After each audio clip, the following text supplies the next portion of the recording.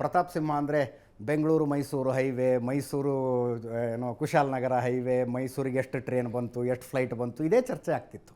ಏಕಾಏಕಿ ಚರ್ಚೆಯ ದಿಕ್ಕು ಬದಲಾಗ್ಬಿಡ್ತು. ನಾನು ಅದರೊಂದಿಗೆ ಇವತ್ತಿನ ಚರ್ಚೆಯನ್ನು ಶುರು ಮಾಡಬೇಕು.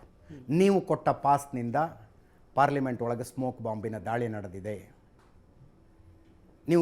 ನಿಮ್ಮದು ದೇಶದ್ರೋಹ ಅಲ್ವಾ ಅಂತ ಕಾಂಗ್ರೆಸ್ನವ್ರು ಕೇಳ್ತಾರೆ. ಯಾರೇ ಒಬ್ಬರು ಸಂಸದರಾಗಿರಲಿ ಅಥವಾ ಶಾಸಕರಾಗಿರಲಿ, ಅವರಿಗೆ ಅವರ ಸ್ಥಾನಬಲದಿಂದ ಒಂದಷ್ಟು ಸೌಲಭ್ಯಗಳಿರ್ತವೆ. ಈಗ ಒಬ್ಬ MP ಆದವ್ರಿಗೆ ಹಿಂದೆ ಈ ಗ್ಯಾಸ್ ಎಲ್ಲ ಹೊಸದಾಗಿ ಬಂದಾಗ ಒಂದು 10 ಗ್ಯಾಸನ್ನ ಕನೆಕ್ಷನ್ ಕೊಡೋ ಅಂಥದ್ದು MP ಒಂದು ಕೋಟಾ ಕೊಡೋರು. ಹಾಗೆ ಕೇಂದ್ರೀಯ ವಿದ್ಯಾಲಯ ಸೀಟು ಒಂದು 5 ಸೀಟ್ ಕೊಡೋ ಅಂಥದ್ದು ಬಂತು. ಬಹುಶಃ ಲ್ಯಾಂಡ್ಲೈನ್ ಫೋನು ಕೊಡ್ತಾರೆ. ಹೌದು, ಹಾಗೆ ಲ್ಯಾಂಡ್ಲೈನ್ ಫೋನ್ಗಳನ್ನು ಕೊಡೋರು. ಈಗ ಆ ಕಾಲ ಒಂದು ಸ್ವಲ್ಪ ದಾಟಿ ಬಂದು ಇವಾಗ ಏನಿದೆ ಅಂತಂದರೆ, ಹಿಂದೆನೂ ಕೂಡ ಇತ್ತು, ನಮಗೆ ಪ್ರತಿನಿತ್ಯನೂ ಕೂಡ 15 EQಗಳನ್ನು ಎಮರ್ಜೆನ್ಸಿ ಕೋಟಾ ಅಂತ ರೈಲ್ವೆನಲ್ಲಿ ಟಿಕೆಟ್ ಕನ್ಫರ್ಮೇಷನ್ ಮಾಡಿಕೊಳ್ಳಿಕ್ಕೆ ನಮಗೆ ಅವಕಾಶ ಇದೆ. ಓಕೆ. ಹಾಗೆ ಯಾವುದೇ ಒಂದು ಮುಜರಾಯಿ ಕಂಟ್ರೋಲ್ಡ್ ದೇವಸ್ಥಾನಗಳು ಹೋಗ್ತಾ ಇದ್ರೆ ಅಂದರೆ ಪ್ರೋಟೋಕಾಲ್ ದರ್ಶನ ಅಂತಂದರೆ, ನಮ್ಮದೊಂದು MP ನೋ MLA ಲೆಟ್ರ್ ಕೊಡ್ತು ಅಂತಂದರೆ ಆ ಪ್ರೋಟೋಕಾಲ್ ದರ್ಶನವನ್ನು ಕೂಡ ನಾವು ಮಾಡಿಸ್ಕೊಡ್ತೀವಿ. ಹಾಗೆ ಎಲ್ಲೇ ಒಂದು ಫೆಸಿಲಿಟಿ, ಸರ್ಕಾರದ ಫೆಸಿಲಿಟಿ ಇತ್ತು ಅಂತಂದರೆ MP ಲೆಟ್ರ್ ತೊಗೊಂಡೋಗುವಂಥದ್ದು ಇದೆ ನಿಮಗೆ, ಅಥವಾ MLAಗಳ ಲೆಟ್ರ್ ತೊಗೊಂಡೋಗ್ತಾರೆ. ಹಾಗೆಯೇ ಈ ವಿಧಾನಸೌಧದ ಅಧಿವೇಶನ ಇರ್ಬೋದು, ಸಂಸತ್ತಿನ ಅಧಿವೇಶನ ಇರ್ಬೋದು, MP ಗಳಿಗೆ ಪ್ರತಿನಿತ್ಯ ಕೂಡ 2 ಜನಕ್ಕೆ ಒಳಗಡೆ ಹೋಗೋಕ್ಕೆ ಅವಕಾಶಕ್ಕೆ ಅಂತ ಒಂದು ಕೋಟಾ ಕೊಟ್ಟಿರ್ತಾರೆ ನಮಗೆ. ಯಾರನ್ನಾರು 2 ಜನ ವಿಸಿಟರ್ಗಳನ್ನ ಒಳಗಡೆ ಅವಕಾಶ ಕೊಡ್ಬೋದು. ಇನ್ನು ಹೆಚ್ಚಿನವ್ರು ಬರ್ತಾರೆ ಅಂತಂದರೆ ಸ್ಪೀಕರ್ ಹತ್ರ ವಿಶೇಷವಾದಂಥ ಪರ್ಮಿಷನ್ ತೊಗೊಂಡು ನಾವು ಶಾಲೆ ಕಾಲೇಜು ಮಕ್ಕಳುಗಳಿಗೂ ಕೂಡ ನಾವು ವಿಶೇಷವಾದಂಥ ಅವಕಾಶವನ್ನು ಮಾಡಿಕೊಡ್ತೀವಿ.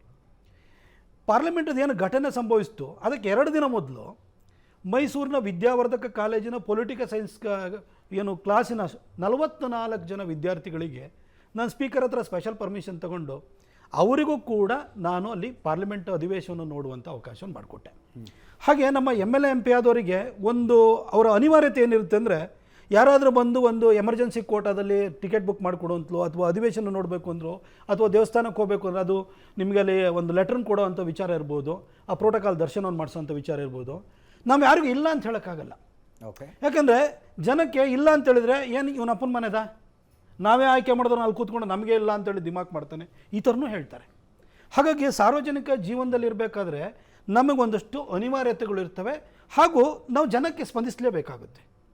ಆದರೆ ಜನ ಅವ್ರು ಯಾರು, ಅವ್ರು ಒಳ್ಳೆಯವರೋ ಕೆಟ್ಟವರೋ ಆ ಥರದ್ದು ಬ್ಯಾಕ್ಗ್ರೌಂಡ್ ಚೆಕ್ ಮಾಡೋಕ್ಕೆ ನಮ್ಮ ಕೈಲಿ ಆಗಲ್ಲ.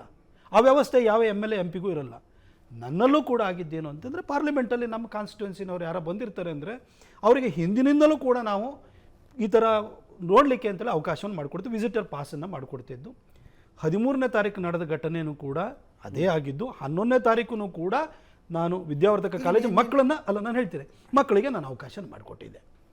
ಯಾರೋ ಒಂದು ದುರುದ್ದೇಶಪೂರಿತವಾಗಿ ಅಥವಾ ಅದರದ್ದು ಏನೋ ಬೇರೆ ಉದ್ದೇಶಗಳನ್ನು ಇಟ್ಕೊಂಡು ಒಳಗಡೆ ಹೋಗಿ ಅವರೇನೋ ಮಾಡ್ತಾರೆ ಅಂತ ಹೇಳಿದ ಕೂಡಲೇ ಪ್ರತಾಪ್ ಸಿಂಹ ಯಾವ ರೀತಿ ದೇಶ ದ್ರೋಹಿ ಆಗಲಿಕ್ಕೆ ಸಾಧ್ಯ?